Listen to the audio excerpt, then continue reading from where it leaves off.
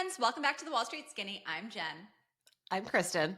And we are two lifelong friends, former investment bankers, and teachers here to give you the skinny on how to land and thrive in the world's highest paying jobs. So for those of you who listened to Wednesday's episode where we got to nerd out on the industry, which is quite heavily fixed income sales and trading focused, and where I was like literally losing my mind with excitement, we figured it's only fair to now have a bit of a counterpoint where we get to talk about one of Kristen's favorite topics, Excel. So we're going to talk Excel culture, mechanics, best practices, financial modeling, and why it's so darn important in investment banking specifically.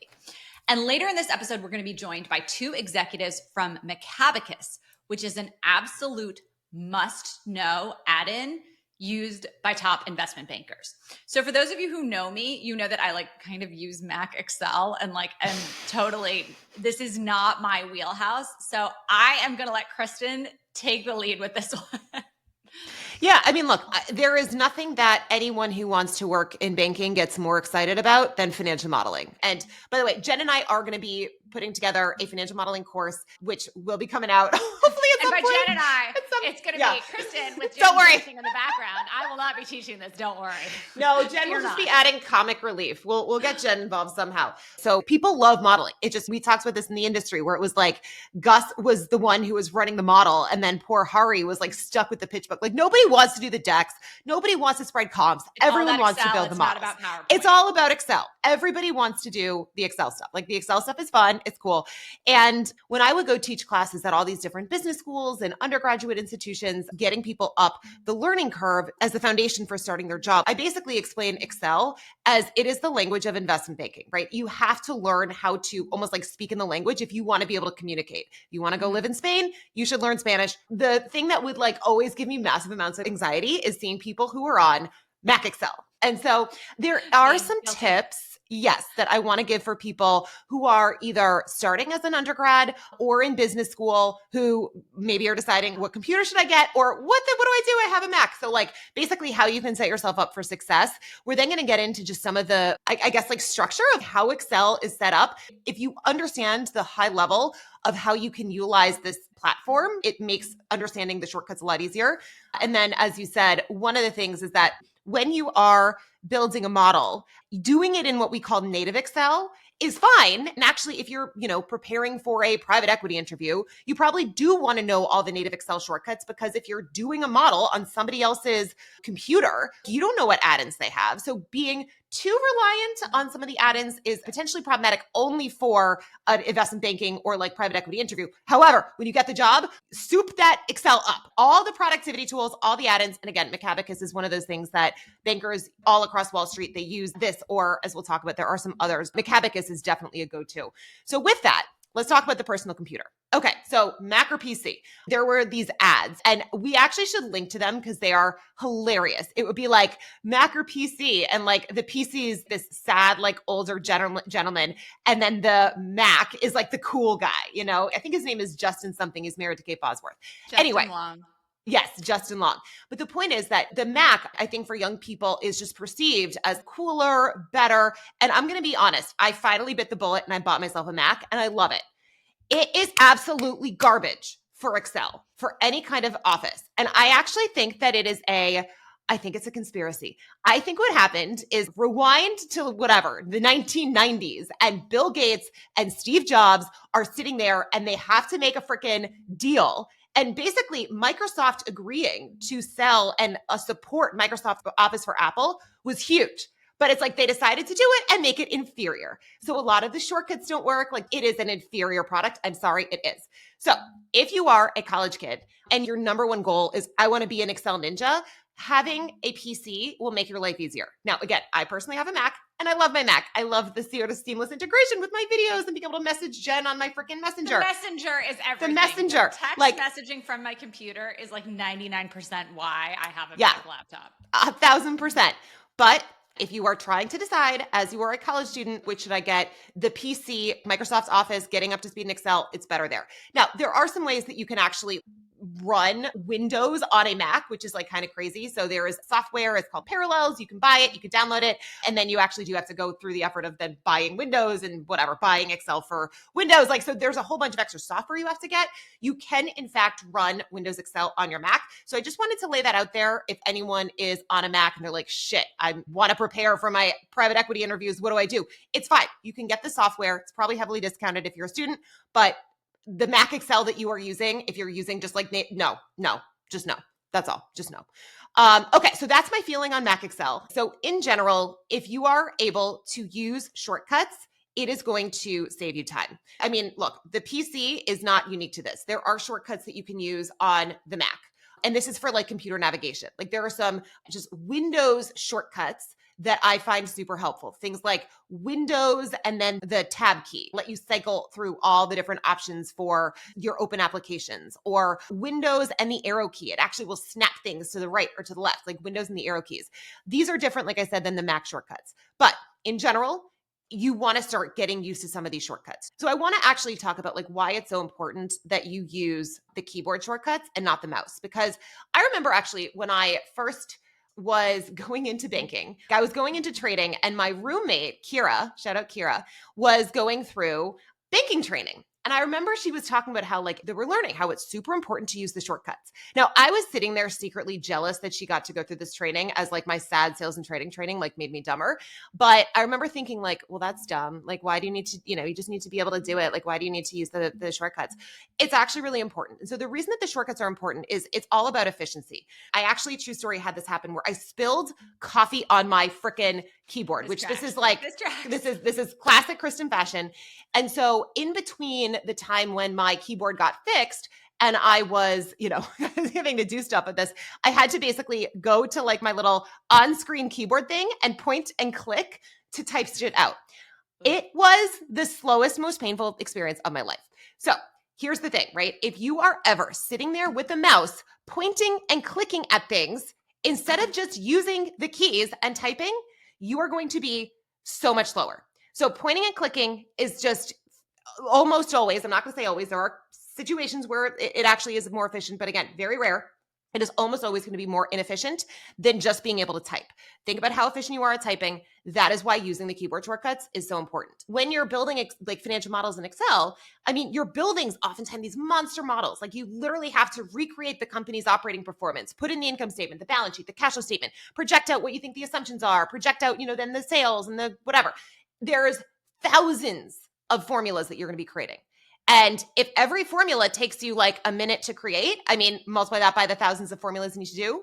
Contrast that with if you are thinking and doing it in an efficient way, you can literally knock out a model in like 20 minutes to an hour. It drastically reduces the amount of time that you are spending on nonsense, like creating formulas. Now, yes, for people who are sitting there like, oh, well, AI is going to, come and replace it. Maybe in certain cases, it's going to help. But in general, you still want to have this sort of familiarity with these spreadsheets, with these models, with the way they're created, because it is a visual representation of an actual company. And so becoming like innately in tune with, okay, like this is how this driver affects this thing. It's how you literally get to really know and understand these companies. So anyway, TLDR, shortcuts are important and you want to use them to the extent that is possible. Now, it is like learning a new language. And so part of it is going to be difficult. Again, I use the analogy of going to another country. Is it a lot more easier for me if I want to go live in Spain to find English speakers and just talk in English? Hell yeah, that's the equivalent of using the mouse. But if I want to get good at speaking Spanish, guess what? I have to actually try and force myself to use the language. So it's the same thing, because we always get asked by people, how can I get good at this? And it's really just two things. It's number one, knowing what the shortcuts are. And this is information that is so easy to access, right? You literally can like look up online and like get a list of it. We'll share a list of it on our Instagram. I mean, there are keypads you can buy. Like this stuff is actually easy to get, right? But it's the combination of like having those shortcuts and then actually putting them into use. You have to force yourself to do it. And so being very strict with yourself and forcing yourself to actually do the shortcuts. We used to have people unplug our mouse to prevent us from using the mouse because it forced you to do the harder thing.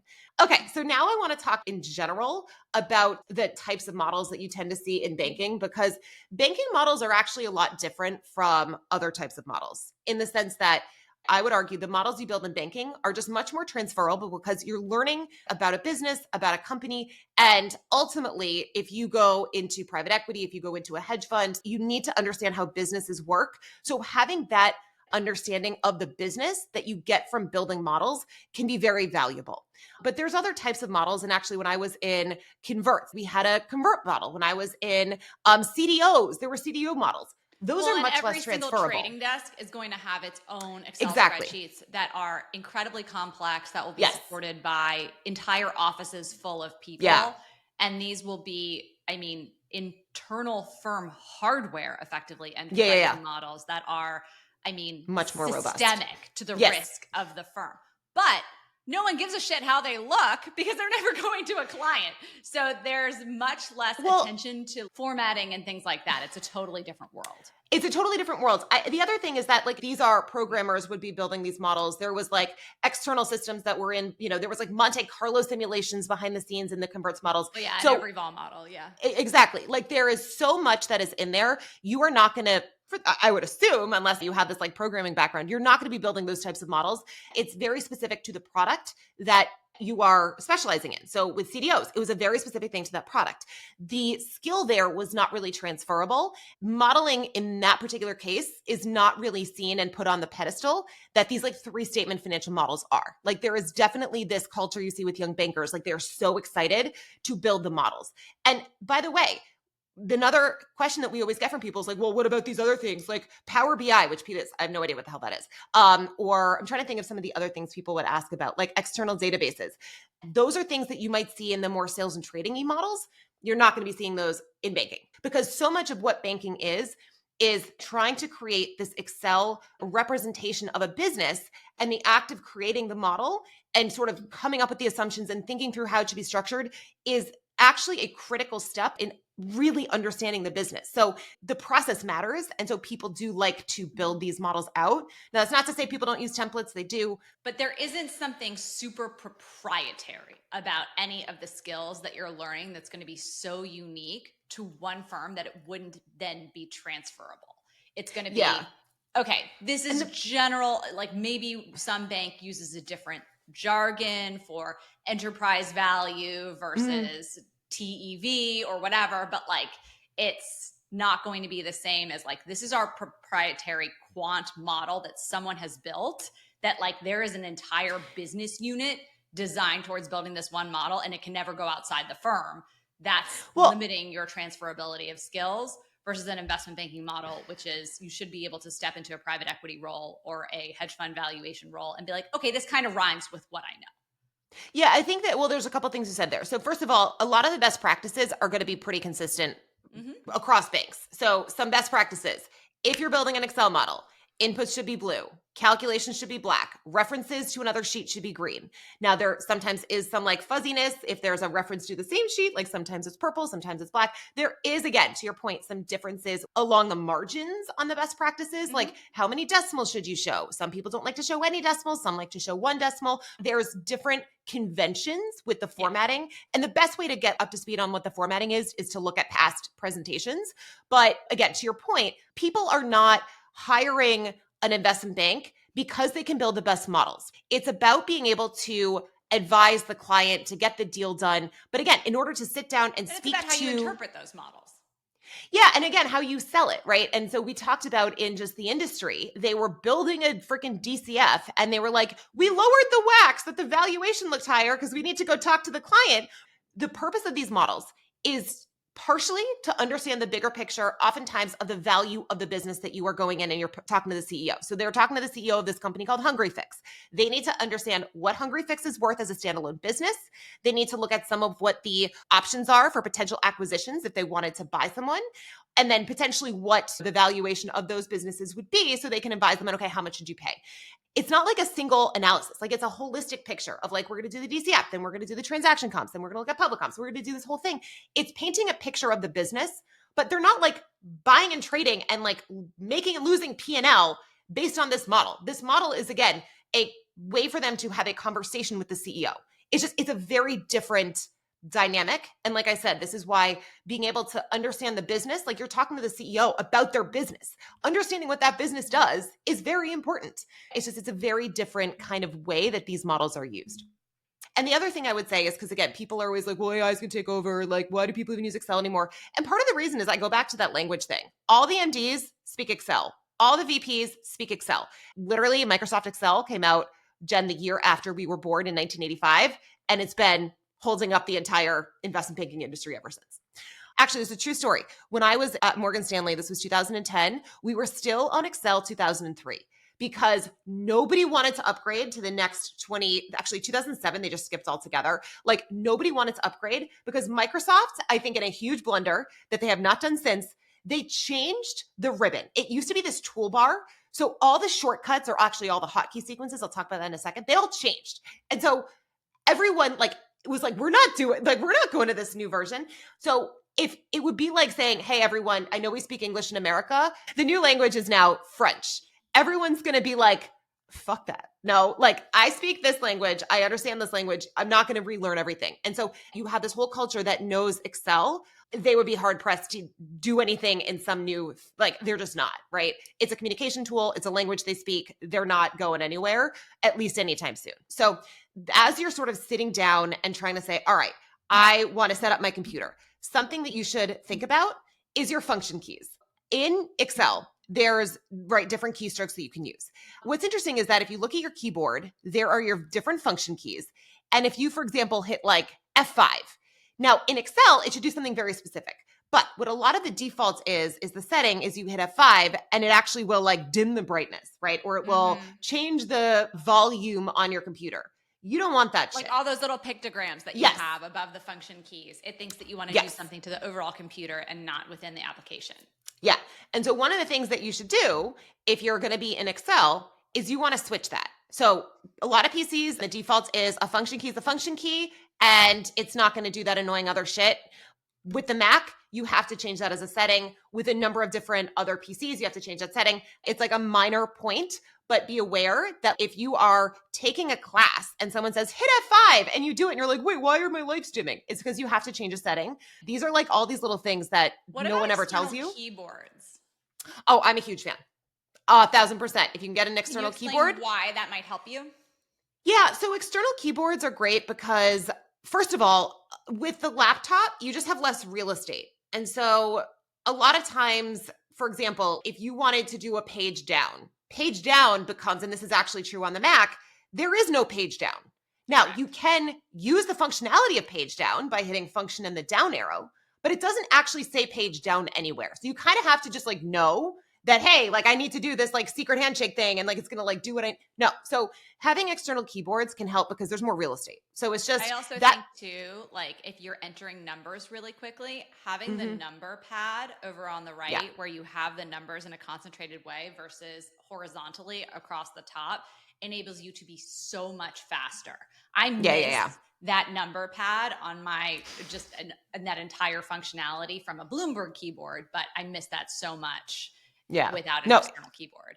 Yeah, the number pad is amazing. I am a huge fan. Always have an external keyboard. It also gets rid of that function key nonsense that I just mentioned. If you can get an external keyboard, like absolutely you should get it all day, every day. But again, I want to say just a general like principle, because I think that when you are trying to get up to speed on the shortcuts, I think that it can be very overwhelming. And you look at like this like book of, oh my gosh, I need to memorize all these things. And the answer is like, yeah, eventually you are going to memorize them. And by the way, you're not going to memorize them in your head. Eventually it's going to like all be in your fingers, the same way a pianist, just like they know how to play whatever it is, right? You know the scales I used to play the flute as a kid. So the shortcuts, you do need to initially start, again, you need to use it. You need to get in the muscle memory of your fingers. But in general, Windows Excel, there's like two buckets of shortcuts. There is the sort of like quote unquote classic shortcut, which is like Control S for save, Control C for copy. They're intuitive. You know, like, okay, save, Control S, S for save. That makes sense. Control C, C for copy. Now, I don't know why Control V is paste, but whatever. Again, a lot of people probably know that one. Those are your actual shortcuts. They oftentimes are a combination of C plus a intuitive letter that have to be held down simultaneously. And they often work across different Microsoft Office products. So you go into Word, you could use Control C, Control V, yay, right? So those are what I call the classic shortcuts. And I And think that's that like those as are far often, as my knowledge goes. which is great. That's great. But those are the Alt ones that, again, ESV. I know that's yeah, not yeah, yeah. a real one. And that's actually an old one, Jen. That's an I Excel know, 2003 it's one. been phased out. Ugh. Yes, Alt ESV and Alt TI are like two of my, I still use those. I don't use the new ones. Alt EK is another one. Anyway, that was the 2003 like riots that happened because nobody wanted to go to Excel 2010. Anyway, and by the way, actually a lot of kids that I would teach these days would use Alt ES, and I'd be like, why are you using that? That's a legacy 2003 shortcut. That's 21 years ago. It's just so powerful that no one can It's so get rid of powerful. it. It's also because like it like rolls off the fingers. Anyway, so those are your classic shortcuts. On the other spectrum are what I call hotkey sequences. And these are different. So in Windows Excel, and by the way, this is one of the reasons people freaking hate Mac Excel, but in Windows Excel, if you are in a spreadsheet, you hit the Alt key, it will light up like these little bubble letters will appear. So it'll be like H for home and then W for view and whatever. So you hit the Alt key, you let go, and then again, you get these bubble letters pop up. From here, you would then say, okay, I want to go into home. I'm going to hit the letter H. You then get more bubble letters. And you basically, I almost like think of it as like following the bouncing ball. You can not use the mouse either by using the sort of shortcuts or this like follow the bouncing ball thing. And again, Alt ES, like I said, that is a legacy hotkey sequence. It was literally activating the toolbar because it was before they had the ribbon, it was the toolbar, and then going through the different options that came up. So the point though is you don't need to memorize all the hotkey sequence in the beginning. You can get used to them. Just like if you know where things almost like live in the ribbon, you can use that. So anyway, if you remember nothing else from this conversation, there are the shortcuts you have to memorize. I'm sorry, there's no workaround. And then there are the hotkey sequences. And the last thing is the good news is basically anytime there is a shortcut, you can also do the hotkey sequence method. So for example, copy. I mean, actually, I've never used copy without Control C, but like you can go through the ribbon, through the home menu, like there is the copy option, but you also can just literally Control C. So do you recommend that when people start out, they actually go through each of the menu drop downs and familiarize themselves with what's included in tools, what's included in format? Yeah, I mean, I do think that, again, one of the things that drove people crazy is they moved tools into home. So all formatting related icons live in home. I do think that that's helpful. All the data analysis, whatever tools live in data. I do think that that is helpful because, I mean, look, you can always also Google what is the shortcut for a data table, right? But also if you remember, okay, this thing lives here. Yeah, I can get in there Alt A. Kind of mapped out of where you're going within the program, then it becomes logical. There's groupings and you can kind of navigate that roadmap, if you will, versus otherwise, like you said, it sounds to me like it's, well, just keep doing it enough times and you'll memorize it. It's like, well, no, I need to logically navigate through, okay, this is a data related function. I need to mentally get to that part of the menu. I do think that that is helpful in the beginning. And by the way, eventually, I don't know where any of the shit lives for the most part. I only know it because I've taught it for a number of years. So yeah, like I had to explain it. Like, one day you'll be Kristen and that's great. But when you're not Kristen, when you're baby Kristen and you're still learning, you know, there's different ways where I think being the idea for me, at least, that I just need to memorize a bunch of stuff, to me, I feel like giving up before I start because that's why I think starting, but like that's sort of like saying, I mean, my daughter wants to learn piano and it's like, okay, we need to start small. So let's start with some of the basic keys. Let's start with how do you do the C note? How do you do the G note? And then you work on it. And that's the same way I would do this is I wouldn't say I need to learn every single shortcut at once right now. Start with the big ones. And I feel like, again, I'm going to just say my favorite ones that I would argue are probably the most important. Control C, Control V. Again, you probably already know this. There's fill right and fill down. Control R for right, D for down. Although funny, random like fact, in other languages, like I remember I would teach people and they would come in from like Spain. And they'd be like, well, my Control D is D for derecha. So it's like, it's the opposite. It would be like Control D for right. So anyway, part of this, by the way, is going to depend on the language that your Excel is based in, the shortcuts that they choose. Yeah. And it can vary because you can have someone who's in another country, but like they're still using the English version of Office. This is, like I said, all these like annoying little weird details that I have now learned from having taught people like all over the world. But yeah, so depending on the language that your Excel is in. But yeah, so Control C and Control V, Control R, Control D, and then Control Alt V is like the new paste special, which I like because it used to be Control C to copy and then Alt ES, like we were talking about. Now it's Control Alt V. And I think that that's actually pretty easy to remember because if you remember Control V is paste, Control Alt V is like enhanced special paste. So that's actually an easy one.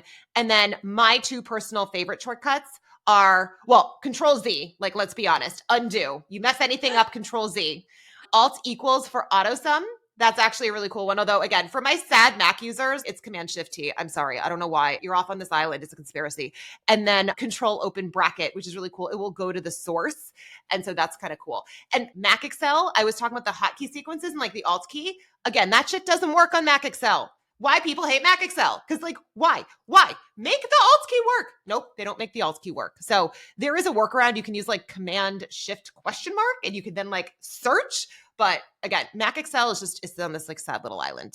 So the thing about Excel, it's awesome. We talked about how it's like started, whatever, 1985. It has a ton of shortcomings that like no longer make sense. I mean, it made sense in 2003. Maybe it made sense in 2007. But for gosh sakes, why can I not trace multiple inputs, like Control Open Bracket, like we said, that allows you to go to the source. Here's the problem. What if you have a formula that has 5 inputs? Sorry, Control Open Bracket only takes you to the first input in that range. Well, what the heck?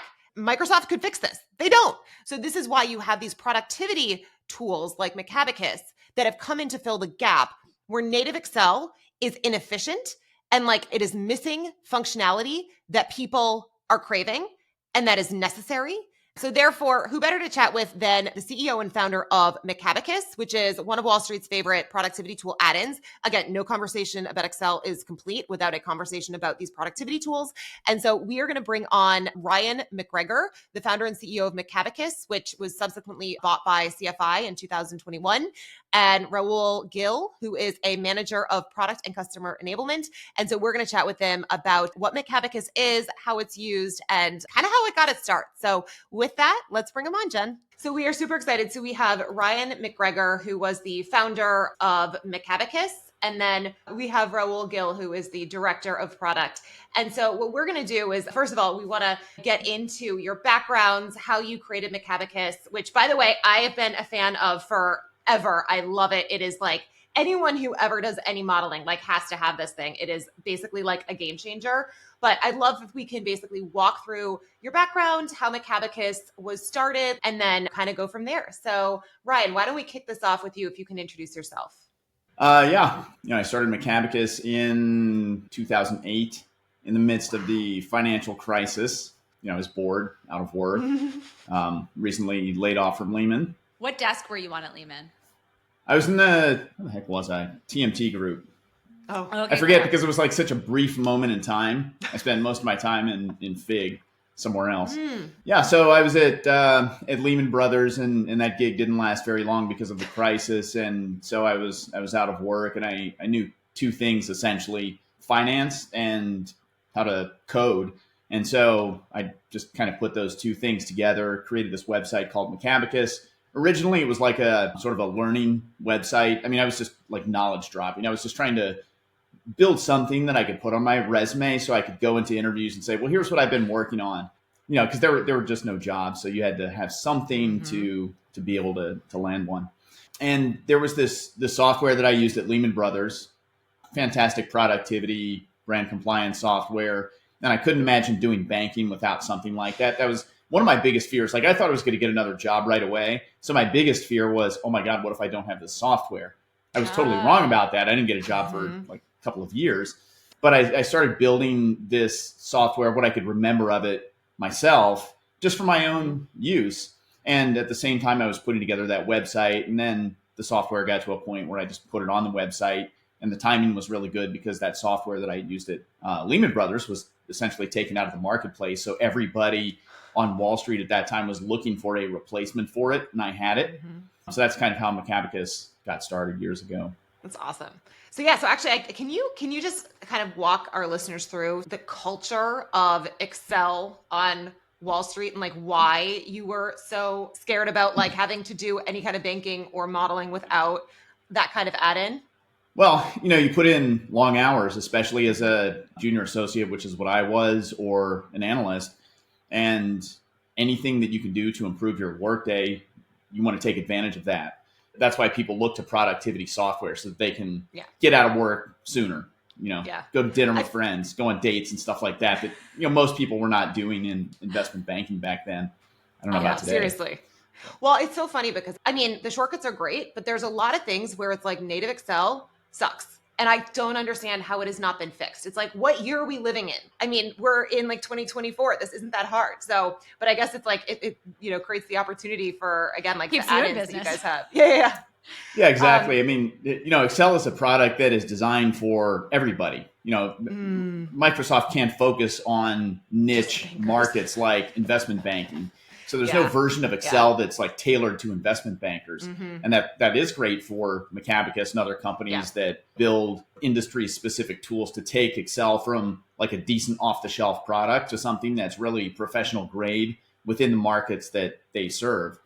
You have to have something. If you're an investment bank, and you have to have some sort of toolkit layered on top of Excel and PowerPoint if you're using PowerPoint or Word in order to do your job effectively. And that's certainly true in banking. I imagine that's true in a lot of other industries as well. Yeah. But particularly in banking because, being productive, working quickly is so much more important. Yeah. And I think one of the other things that you mentioned was just like going from being at Lehman where you had this productivity add-in. I don't think what people realize is that when you start building Excel models and all that, the shortcuts just kind of get ingrained in your fingers. And so if you are used to having these add-ins, it's like having like a super, charged up car or whatever. And then you get into like a little rinky-dink car and you're like, or a golf cart, you're like, what is this? I can't do this. So I do think it's so true that once you have the bells and whistles, you can't go back. Right. I will also say that Lehman low-key had the best tech. When I left Lehman, I stayed on at Barclays and then I went over to Morgan Stanley, but we had their technology at Barclays and then Morgan Stanley's technology. And Lens, which was the pricing model for our options, swaps, all derivatives at Lehman Brothers, was the best technology, and set the bar that has yet to be jumped over now 2 decades later at any bank, I guarantee you. But one thing I'd love to even just back up 25 steps. I get to play the dumb non-Excel person here because I was on the market Jen still side. has like Mac Excel. Jen literally will like do stuff on Mac Excel. I'm like, I know. I'm sorry. I can't hang with the cool kids. But I love, and I don't know, Kristen, if you're the best person to speak to this, Ryan, Rahul, but I would love if we can establish for our listeners why Excel is such a critical thing for bankers and why the formatting and all these things that you're talking about being such a benefit from Macabacus matter so much. Like, why can't it just be, well, like, here, I don't know, I put together my little crappy table in Mac Excel. Kristen, why are you so mad, right? Like, why does this matter so much culturally? Yeah, you're putting together client-facing materials. Everything is held to a higher standard because these things that you're building are viewed by other people. If you're, I'm going to pick on, FP&A people, maybe you put together a model there and you might be the only person that ever looks at it. And maybe there's some outputs that you share with the CFO or somebody like that. But, for the most part, you're the only one that looks at it. But if you're in an investment bank and you're building a model, you've got, an analyst, an associate, a VP all looking at it. And then a few months later, you're going to grab that model off the shelf and revisit it to make some tweaks to it because the client's going to come back and want some changes. And then maybe it's a different team that's working on it. Or maybe that model is a template for some other thing that some other team does later. So you don't know who's going to be looking at your model, and you don't want to be embarrassed by having a garbage model that nobody can understand. It's so important to make sure that you're using all of the Excel best practices, formatting things clearly so that people understand what the role of each cell in a model is and so on. Yeah. And then, of course, you're putting together these presentations that end up in the hands of a CEO or a CFO or somebody else within the client. And a lot of times those presentations contain outputs from your Excel model. So that's tables, charts, and that stuff has to be formatted pixel perfectly, completely on brand, all the right colors, font sizes, everything properly aligned. It's a very high standard.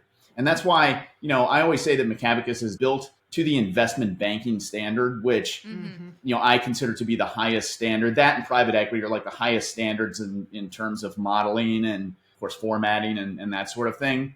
So it's designed to that standard. If it works for the investment banker, it's going to work for everybody else in finance and other places as well. And I just want to double click on something that you really got at there for our listeners who are thinking about a career in investment banking or private equity. It's not sufficient that the numbers just be right. It's one of those industries where, yes, substance has to be correct. Of course it has to be correct. But that's not enough. That's not enough to be great or even good or even fully competent at your job. Style matters. Perception is and everything. that applies. It really is. And so there is almost like a sales and communication element for the numbers themselves, right? The numbers have to be packaged in a certain way and communicated in a certain way. And if they're not done in the standard format, whatever that may be in the particular industry, again, whether it be investment banking, private equity, et cetera, it kind of doesn't matter if they're not right. They lose some of that weight if that style is missing.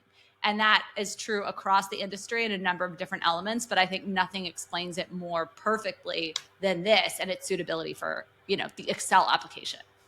Yeah. And actually, Rahul, I realized I would love if you can also just give your background, because I realized we've skipped over you. I want to actually know what your background is. We talked about how I went on LinkedIn and had a hard time finding you. So yeah, I would love if you could give your background and then how you ultimately came to Macabacus. Yeah, of and course. Your experience with Excel. Sure. Yeah. I'm a CPA and a chartered business valuator. So a lot of my time was spent in private company valuation, then also mid-market M&A and restructuring. Obviously, valuation specifically is very Excel heavy. Back in the day as an analyst, I first got my exposure to productivity tools through the CapIQ add-in. So I had a friend, he's like, check out the shortcut, Control Shift, left square bracket, opens up this little tracing tool. I can jump around my workbook. I'm like, oh my God, this is a total game changer. How was I not using this before? And I'd always try to spread that knowledge internally. So it came later where I was introduced to Macabacus and I'm like, wow, there's actually a dedicated tool for this, actual productivity tools for analysts. So total fluke how I ended up here. Feel very lucky. I run our training efforts here too. So I was recently at a global investment bank running training for their new grads. They're so keen. They're so ready to get everything set up the right way. Yeah. It's so much more fun than training people who are maybe 3 years into it. So it's a little bit about God forbid me. You have to break all the bad habits. No. Yeah. There is, I want to echo Rahul. I literally, my favorite thing is always training the analysts because they're so excited to learn and it's bright-eyed and bushy-tailed. It's when you get to the associates, they're much more and then especially when people are on the desk and working and you're doing something, people who already been working, it's just game over. Yeah, people are in their own workflows, right? And it's hard to divert yourself to learn some new shortcuts. It's almost impossible. But it is worth it though. I mean, with Excel, if you're using the mouse, you're toast. You're screwed. Okay, why? I know, because this is something we joke about all the time, but to an outsider, this seems like some demonic hazing ritual. So I'd love it if you could explain why.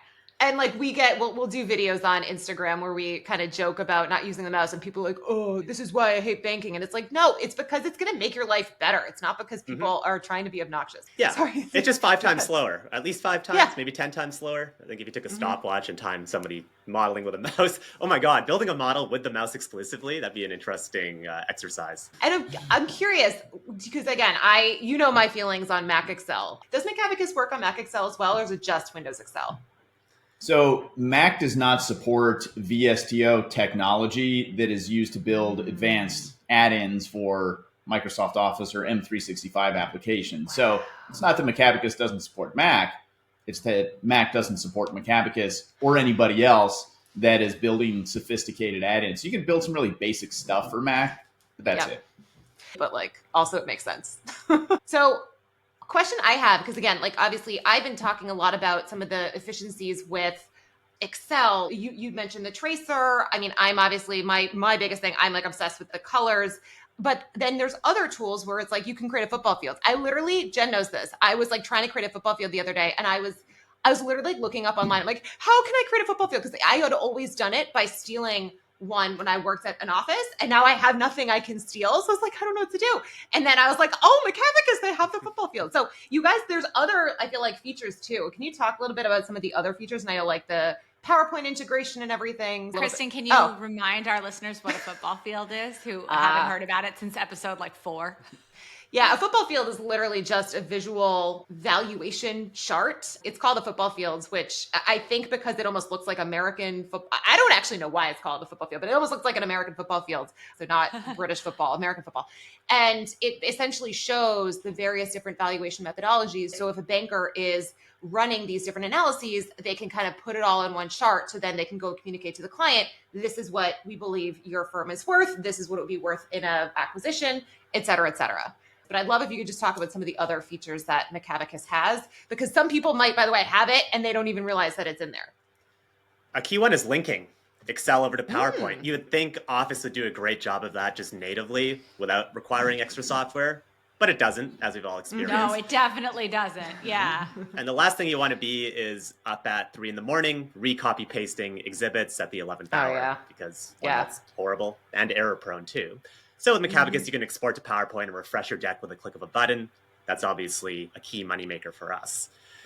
The other one you mentioned, like not being able to find like firm-approved content, stealing a football field chart and using that as your starting point. So we offer libraries where folks can just open up a pane in Office on the right-hand side. It is firm-approved charts, model templates, shapes, slides. Really everything is already preloaded within Office. Oh, very cool. I didn't know about the library thing. Although again, like the library, there unfortunately, like it's Jen and I, so we don't exactly have a lot of library stuff. And Jen is over there on her Mac. I am basically the resident in-house banker, like formatter. We send out a newsletter, and she's like, "All right, I have my economic data thing. Can you please fix this?" Because like this is 100% true, guys. This is mortifying. But I build an Excel table in Mac Excel, and it looks like garbage, and I'm aware it looks like garbage. And then I send her the email file every week, and she makes it pretty and sends it back to me. And makes it pretty and like adds a spelling error, by the way.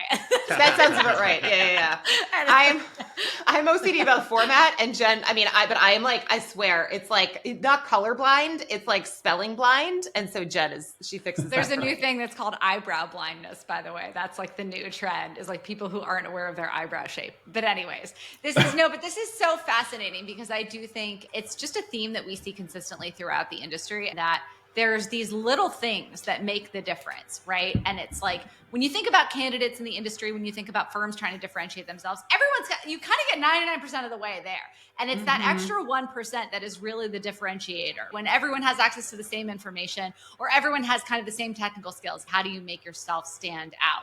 So I think being familiar with these kind of tools is something that can help young people early in their career, actually, because it's like an insider thing. I don't know too many people who would know about this from just going about their daily lives if they weren't listening to something like this and hadn't been in the industry or hadn't had exposure to it. So I'm curious, do you see people using Macabacus for kind of their own personal function in a retail application outside of an investment bank? We sell direct to consumer. So Macabacus is an industry standard tool. So it's worth learning Macabacus, because if you let's say you switch banks, you can purchase a license and take it with you, as long as IT will, of course, allow you to install it. But effectively, if you can get through that hurdle, it's worth learning because it's an industry standard tool. But unless you're like building like models in your spare time, I think unless you're maybe a student or you're preparing for case studies. That's what I was going to say, right? That's actually happening all the time, because the criteria for admission into these firms has gotten so incredibly restrictive that if you aren't practicing building these models, you may have a live modeling test. Yeah. And this can help you be so much faster and produce something that may look more akin to what they're used to seeing in that firm. It must be very jarring if you're an investment banker sitting there. I know for Kristen it is. She's used to seeing things in a certain format. You see me spit something out, right? I had a live Excel test for a job that I was applying for years ago. And I built a pivot table in Mac Excel. And I'm sure those people were probably like, dear Lord, what is this disaster? Is that the person who said to you, like, it's as if you've never done this before? And you were like, I haven't. Yes, but that actually wasn't the part of the interview that they were referring to. It was yet another part of the interview. Yeah, no, I really nailed that one. Yeah. By the way, I think that they came back to her and they said, we have not yet found a candidate, but we are certain it is not you. No. That was another. Yeah. Fun. Those who can't do teach. Yeah. Well, I was going to say, I think that I want to echo a couple of things, because you had mentioned Cap IQ. And so I just wanted to like differentiate. Cap IQ, most banks have. Licenses are, I want to say they're like in the thousands plus of dollars, because it's like market data, right? It's not just the productivity add-in, it's the share price data, EPS, all that. And it's awesome. But again, like when you go to leave or if you're at home and you have a hedge fund interview and you're sent a case thing, it's not like you can log into work and like start working on your case stuff for this firm that you're like going elsewhere. So you want to have an option that is not just, again, the Cap IQ. And I didn't like Cap IQ's shortcut add-ins. I You found want to have they the were best tools overwhelming. too. Yeah, they're janky. Yeah. There's the throw-in, right? Like Cap IQ, like Yeah. S&P doesn't care about their productivity add-in, like our productivity Yeah. tools. Data is obviously their business, but so it's good. Like you said, you can take Macabacus with you, and this is our focus. This is what we do all day, every day. So our tool is actually well built and maintained, and all that stuff. I love that. I want to talk about just what you guys see happening with AI and if you are incorporating anything with AI, because the world with AI is changing so fast. And I think a lot of people don't even know what the new tools that are coming online. So I'm just curious, how is Macabacus changing, if at all, with AI starting to come on the scene? We want to find ways to deliver unique value to our customers. And there's just so many different things that we could do. I mean, one thing is AI-powered image search for libraries. Rahul talked about libraries. That's a place where you can put all your standardized content. You know, if you have a picture of a dog in your library, if you search your library for dog, today nothing will come up because, you know, the library doesn't know that there's a dog in the picture. There's no way, well, maybe there is a way to tag that, but maybe a lot of customers aren't going to tag that picture as having a dog in it. Whereas AI can look at that picture and say, well, there's very clearly a dog here and it's very furry. And so when somebody searches for furry dog within the library, they get that picture. And that's not like a headlining feature. It's just like one AI thing that's built into something else. You know, it's not something that we would necessarily be marketing as a standalone tool. It's just one piece of many. AI is smart in some ways, but it's dumb in a lot of others. Like, it's good at writing, but it doesn't really understand spreadsheets. It's not efficient at working with spreadsheets. So I know Microsoft's doing a lot of Interesting. work You on would that. think it would be the opposite way around, right? Yeah. That like numbers and math should be easier for it to figure out than how to imitate the cadence of human speech and like the spontaneity and all that. Totally. So if you look at the legal profession, like there was that lawyer who was using GPT to like create some documents that he was submitting to court, and GPT quoted, I think, 5 cases that never happened, and like AI's Law and Order cases. Yeah, pretty like much. Sam Waterston used this argument. And everything AI does, it's so confident about it, right? So this guy just submitted it. Very embarrassing. So think of that in a finance context too. Just having it's like having an intern. You still need to like review the model and do the work. Do you get feedback from people saying, "I wish there was this particular add-in," or like that it did this particular thing? Do you get commentary like that, and do you ever introduce new features, or is it pretty like static and people are very happy and it's found this perfect happy medium where it is right now and it's where it's going to be for the foreseeable future? Well, you know, starting out, the idea was to replicate to a large extent some of the capabilities in the software that I had used originally that I became addicted to. And then once it went live, there were just tons of people out there, you know, because it was so grassroots, like people were downloading it and then just emailing like, oh, it'd be really cool if it did this and that. And so it became very much like a user-driven product. I mean, certainly there was like the original open source code. Like, hey, we should do this. Sort of. I mean, you know, I was just one person building stuff at the time, and a lot of ideas were coming in from other places. And I certainly didn't have any sort of monopoly on ideas, so I was definitely happy to take them from the users of the product. I was very careful about not adding everybody's suggestions into the product, or, you know, trying to drill down and get to, you know, what is this user really asking for here? They think they want this, but what if we gave everybody this feature that satisfies a broader need and that's more customizable? And so that's still kind of what we do today. I mean, we get a lot of product feedback. We curate that. So, you know, if a feature request comes in for something that really isn't marketable, that's going to be hard for us to dedicate resources to implementing. But we're, you know, wide open to ideas because, you know, even though we're a much bigger team today, we don't have a monopoly on ideas. Yeah. Well, it's funny because I also think there's that balance between having too many features and having like just enough. And that's what I was saying I didn't like about Cap IQ is it had so many things. It also, I remember it would like interfere with native Excel. At one point, like Control-Alt-V was a freaking Cap IQ thing and they like overrode native Excel. And I was like, what are you doing? You know? Are you seeing any shifting trends from your users in the investment banking and private equity space in terms of either like how they're using it, what the most popular features are, what they're asking for that aren't currently offered features that gives you any insight into how things are shifting for junior people living in these models all day long in the industry? Just generally, everything is moving online. So it used to be that people would put files on a shared network drive, and that's how people shared files. And that's not really the case these days. People are using SharePoint or OneDrive, Dropbox, Box, and those sorts of things. And so being able to adapt to those cloud solutions is something that is an ongoing effort. We are moving our support for libraries to the cloud, or at least adding that as an option so that you can put all of your library content in a cloud. That way it'll be accessible whether you're on Macabacus for Windows.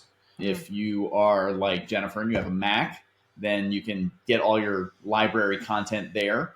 If you're using Google Workplace, the vision is that we'll eventually support your ability to access your company's library content there in Google Workplace. A lot of companies have a mix of Windows, Mac, and Google Workplace users. I mean, CFI, Macabacus is a good example of that. We use all of those things. And so being cross-platform is kind of the thing that I would say maybe we get asked about the most. Like, do you support Mac yet? What support do you have for Google Workplace? And so that's something that we're working toward, is being more cross-platform. Yeah, I was going to ask you that about Google Sheets. I hate Google Sheets with a passion of 1,000 What suns. are the, okay, yeah, they make Mac Excel look good by comparison. Yeah.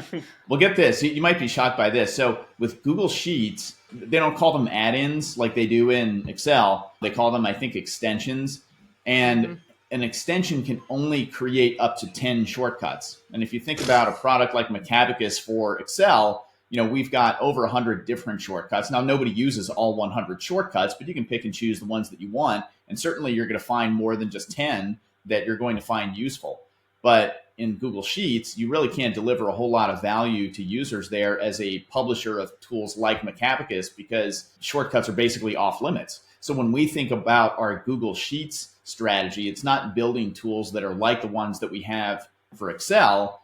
We have to take a very different approach there and focus on something else, like brand compliance instead of productivity. Yeah. So, Ryan, I actually would love if you could just talk a little bit too about how you said you started this business almost by accident in 2008, ultimately clearly grew it and then sold it, I believe, to CFI. When did that happen? March 2021. Oh, wow. Okay. So what was that like? I mean, like, what was the process of, I guess, like creating this business? I mean, and being an entrepreneur, having gone from working at an investment bank during the great financial crisis, and then obviously the background for that, and then creating this product that now is used by hundreds of thousands, if not more people, around the world. So I was at Credit Suisse a few years after I started Macabacus. I was just working on Macabacus part-time while I was doing investment banking. So I was probably one of the few bankers that had a part-time job on the side. Once I got promoted to VP at the bank, the job changes. And that's true of any promotion from associate to VP. And so the things that I like to do as an associate, those aren't things that you tend to do as a VP. You tend to focus a little bit more on client service and that sort of thing. And that, for me personally, didn't appeal to me that much. And so I was kind of ready to move on at that point. I also had this Macabacus thing on the side that I had been working on that had kind of taken off a little bit. I wasn't selling software yet, but there were a lot of people downloading it. And I could see, the traffic to the website from all over the world, from all of the big banks. And so I thought, well, I think I have enough here that I could just quit banking and go do this full time. And so moved out of the city, focused on Macabacus full time for 6 or 7 years or so before, the acquisition in 2021. No, yeah. You don't often see too many bankers with a side hustle. I mean, I know. we're notorious for talking about the constraints on your time and the late nights and all the crazy hours. And you were like, you know what I'm not getting enough of at this job? Excel. I'm going to work on that in my spare time. This seems like fun. That's pretty impressive. Yeah. I mean, there is no way I could be working in banking and then also doing this on the side. No way in heck. Being an entrepreneur, I mean, again, I don't think people realize how much work it is. You take a normal job, and even like banking, I still think being an entrepreneur, it's your time, it's flexible, but it's a lot. Ryan's as productive as five normal people, honestly. He was a one-man show for a long, long time. And I'm curious. So what are your actual favorite shortcuts with Macabacus? If you had to choose one, I know this is like asking you who your favorite child is. I mean, the go-to ones are the formatting cycles, right? Mm-hmm. They're kind of low value add tools because they're not really doing a whole lot. A lot of our tools are split into these low value add tools that maybe change like the number formatting of a cell. And then there are the much higher value add tools that like will export what you have in Excel to PowerPoint, right? Mm-hmm. But those aren't the ones that you tend to use as much. So it's more important to know the shortcuts for the lower value add tools that you're using like once a minute than the ones that you use once every 10, 15 minutes, 30 minutes or something like that. So my answer is colored with that. I am going to give you shortcuts for the lower value add tools. And I'd have to say, I format numbers all the time. Like I just throw numbers into a spreadsheet. And as soon as I hit enter, I format it. So I know what it is. Like, is this a dollar amount? Is this, whatever. So, probably Control Shift $sign to change the number formatting, put it into a currency. Yep. I think that has to be my number one. I like to increase and decrease the decimals that are showing in numbers as well. Make sure that you're showing the right level of precision. If it's like a per share amount, you need to have 2 decimals of precision. If it's already a very large number, you don't need that extra zero there, that 0.0. So that's probably number 2 for me. What about you, Rahul? I love prepare to share.